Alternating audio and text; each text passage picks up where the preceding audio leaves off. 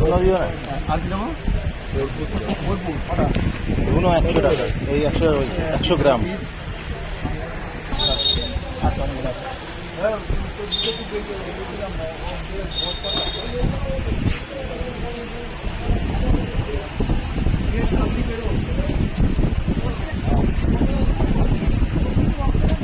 কত হলো আমার?